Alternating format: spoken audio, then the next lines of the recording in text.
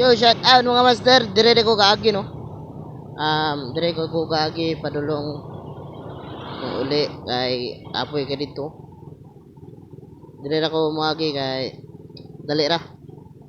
Nya dito pikas dito kay traffic.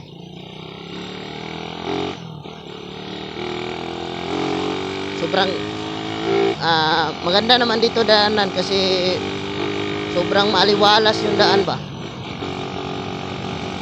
At saka yung mabira lang yung dadaan dito. Yung hindi lang maganda dito yung dito sobrang lalim na. At saka doon sa kabila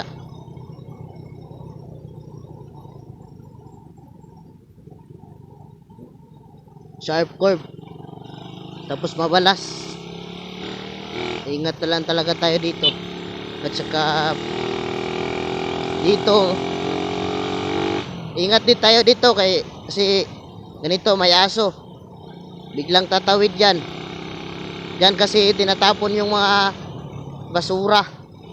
Saka may nagkukuha dyan na mga yung nangangalakal. Tapos yung mga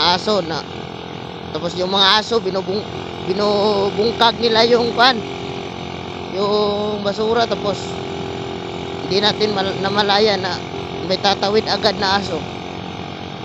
Simplang tayo agad. Kaya mag-ingat tayo dyan no. At dito sobrang basa ng daan.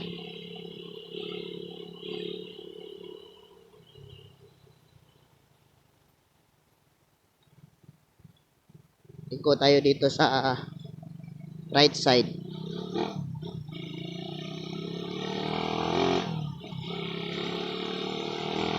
Dito to lalabas sa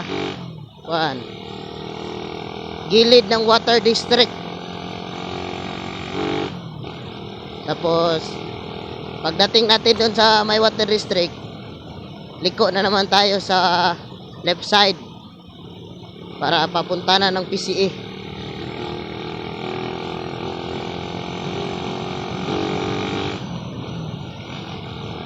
Ito, malapit na tayo sa water district. Ito, water district man to. Water district. Tapos liko din tayo sa left side. At ingat din kayo dito no.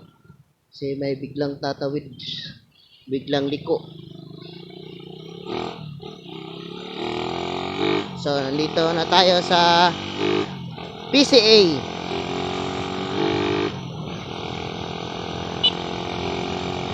Nandito na tayo sa PCA, Philippine Coconut Authority. Tama ba? Philippine Coconut Authority? Or mali?